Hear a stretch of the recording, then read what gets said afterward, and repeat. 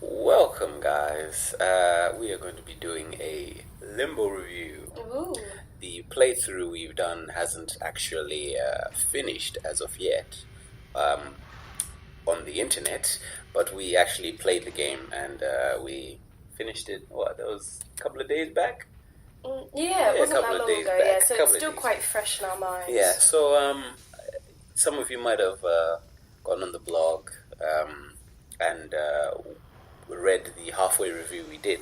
I tried not to repeat a lot of the stuff that I said in that review, in this full review. But yeah, so let's get straight to it. So, first up is story. To be honest with you, at first I was like, where is the story in this game? Yeah, it just throws you in. Yeah, it's just kind of, little boy wakes up. Ooh, there you go. And now he has to do puzzles and run around and run away from spiders and whatever. But about 3/4 into the game is when you actually get some sort of story where, spoiler, where the character sees a girl, or you just see her back. She's doing something, don't know what.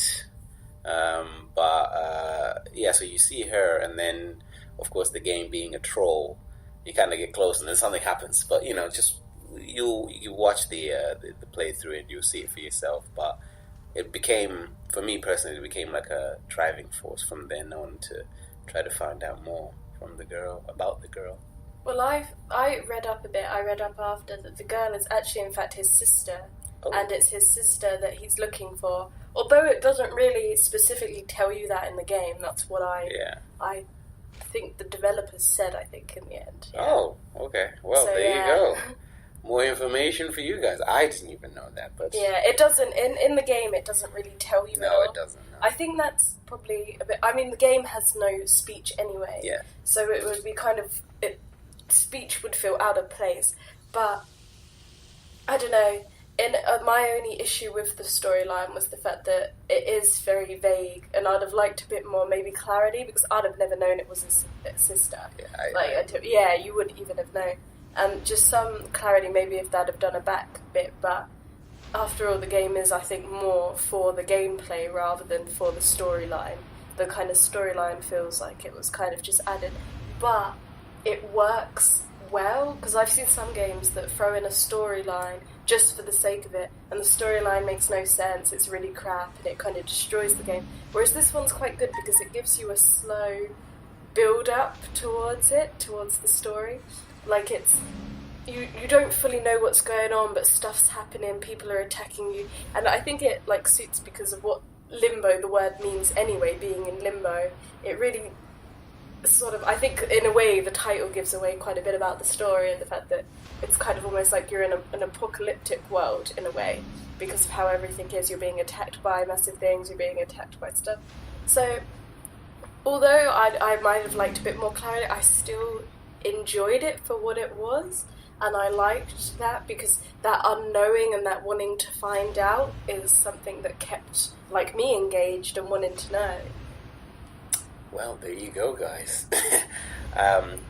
April had a lot more to talk about the story than I did on that part. I'm really, for me, if a story really makes or breaks a game for me, some people only buy games for the multiplayer parts and stuff, and I'm just like, but what about the campaign? What about the main? To me, if the story falls flat, then I'm... Fair enough if it's a game that's not meant to have a story, but if you add a story, you've got to at least go through with it, and I feel Limbo did do well with that. Okay, well, there you go. So, gameplay is next up. To be honest with you, for me to properly talk about the gameplay, there's going to be some spoilers. So if you are watching this or listening to this and you don't want things to be spoiled, I would advise you to not watch this review in general. So anyway, to get back to it, I liked the simple and very responsive controls of the game. They made the puzzle solving, the character movement, just everything very, simple and easy to do. And I personally thought that the puzzles were really well thought out. It did make you have to think for a few of them. It wasn't just because a lot of games sometimes you just find you get to a puzzle and already your brain's already figured out how to do it. but they put a lot of thought into this, especially near the end where they started playing around with momentum and gravity. It just made it so cool because, I don't know, even the sound effects and stuff, it just made the whole puzzles completely new and different because you started having to think vertically and horizontally to try to sort out whatever it is that you're trying to do. And on a side note, the enemies in the game, I felt weren't really put there to stop you from moving forward, but they were put there to try to kind of drive you forward, to try to make you think, okay, why are they doing this? Because you face old, you face all types of enemies, like humans, bugs, a massive spider that just doesn't seem to leave you alone, and I think that's it really, actually. But yeah, so that's my side of the gameplay. Yeah, well, control-wise, I enjoyed the controls, but the guy, unlike some puzzle games I've played, it is very, you have the ones that are sort of maybe a bit more free-flowing, it's a lot more faster-paced. This one isn't as fast-paced, which definitely works for it. I found it a bit frustrating at times where you were trying to do things and his little spindly arms and legs didn't do what you wanted him to do. And, you felt like he wasn't moving fast enough. But it never really impeded too much on, the gameplay and the flow of it. And puzzle-wise, I like the fact that there wasn't much backtracking, because I hate when there's backtracking in puzzles. Whereas this, it was alright, because a lot of the time, you didn't have to backtrack. I think there was one point where you had to backtrack, which wasn't very clear. And I think that one was the only thing that I was a bit like, oh... We'll probably show it. Oh, okay, yeah. So that bit which frustrated me a bit, and because it wasn't clear that you had to backtrack, and I think, I don't like backtracking in puzzle games. I think it makes it repetitive, it makes it extreme, but luckily this game didn't really do that. I mean, it only did it the one time, but besides that, it was alright. And also, I really liked the fact that your environment, everything in the environment was there for a reason, and it didn't ever not give you the answer. The answer was always in front of you. You just had to figure it out. So you didn't have to worry about travelling back, like I said, backtracking to find the answer in a previous place, except for that one point. And so I enjoyed that, how it would just take time and you'd be like, oh, so how do you do this? How do you do that? And yeah, so it was, I mean, if you're not into puzzle games, it's definitely wouldn't be your cup of tea, because it is just all puzzles. You don't really have many running sequences. Although you do have to redo some of the sequences quite a bit, and if you die, it can set you back quite far, which is one of the things that I found frustrating. Yeah. So, So, finally, not finally, the bad parts of the game. I personally didn't have a lot to complain about in this game. Like I said in the halfway review, some of the checkpoint placements, they were good, but there were sometimes where you had to redo a whole puzzle because maybe you died doing something.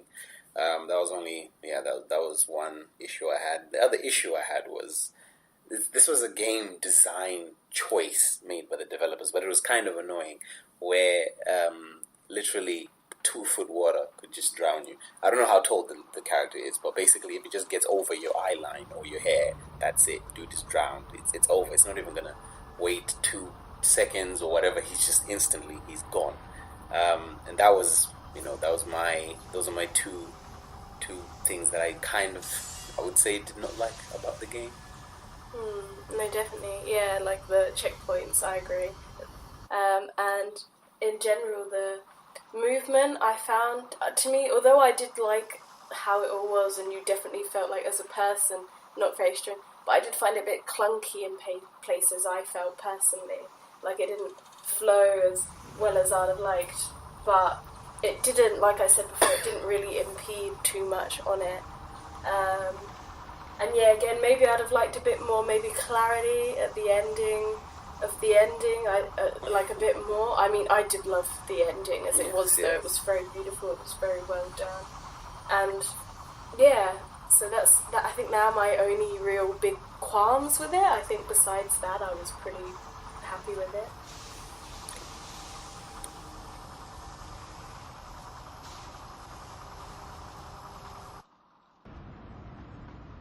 So, presentation. You can't have, well, I think it's an important part of a game. Yeah, especially in a game that's specifically for the gameplay. Yes. So, it was I thought it was a very nice, simple, monochrome type of game. I loved the monochrome. You won't be seeing a lot of the color palette. You'll be seeing the reds, the blues, and so on and so forth. But I think it fit the style of the game and what you were doing. It was kind of gory, but not at the same time because of the style. Yeah, because it wasn't. It almost didn't feel very like the characters, although they were people, didn't feel quite human in a way.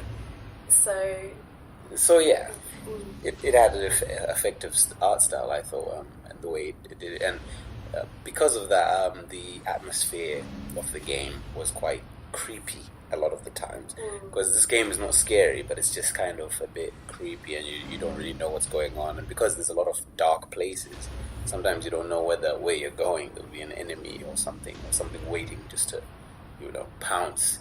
And the music definitely helped in that, because a lot of the times the music wasn't really there, or it was there but it was very light in the background.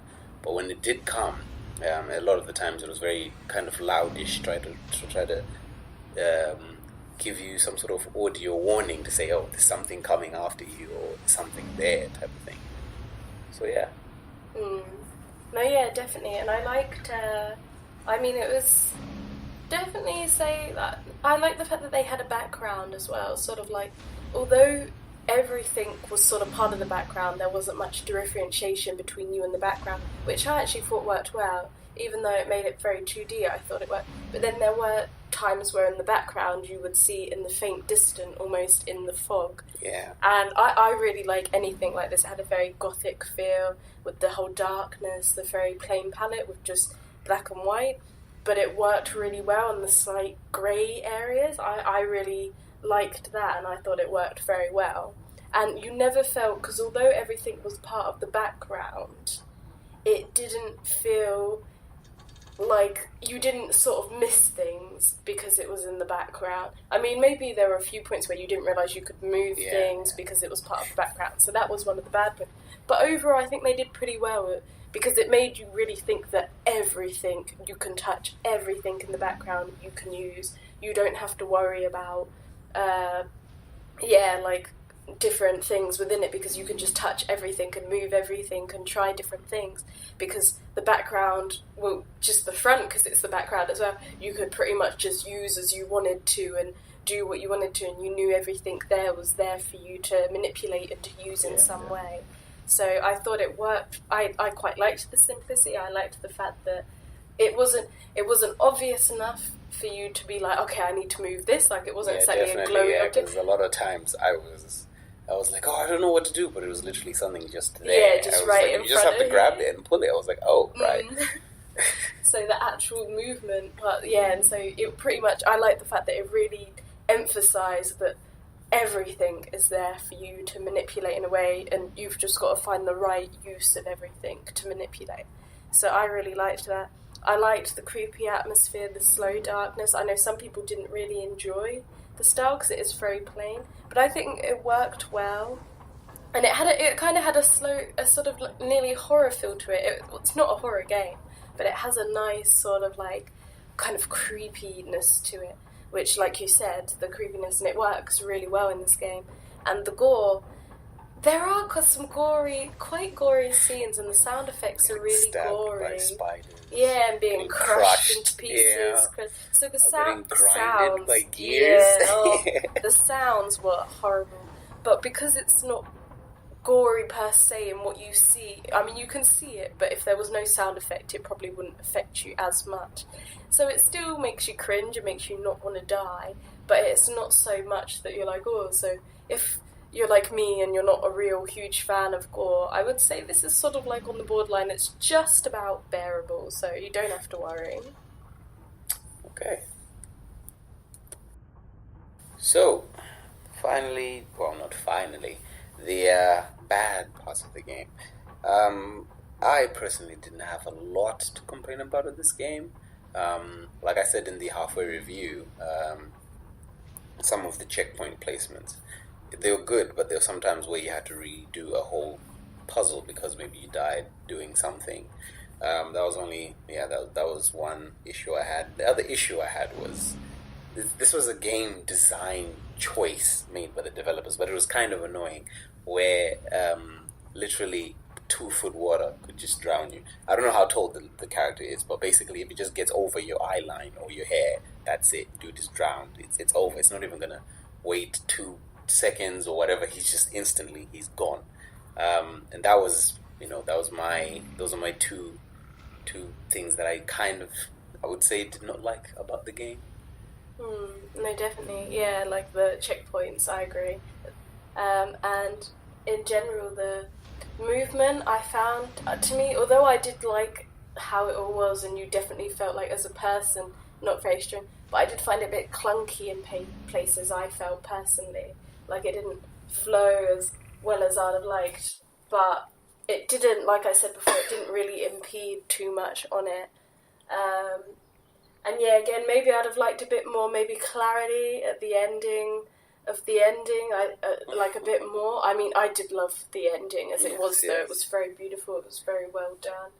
And yeah, so that's that. I think now my only real big qualms with it. I think besides that, I was pretty happy with it. Okay. So, to close off this review, my closing comments are, I thought it was an awesome platformer, an awesome puzzle game. So to say, it was short, it was sweet, and kind of straight to the point-ish in a way. Yeah. I mean, all the puzzles didn't necessarily take too long. They tried to keep you moving. The only hindrance was how long you took to actually figure them out. But yeah, so my score is for the stories is 7.8. For the gameplay is 8.7. Presentation 8.9, and the overall score would be an 8.4 out of 10.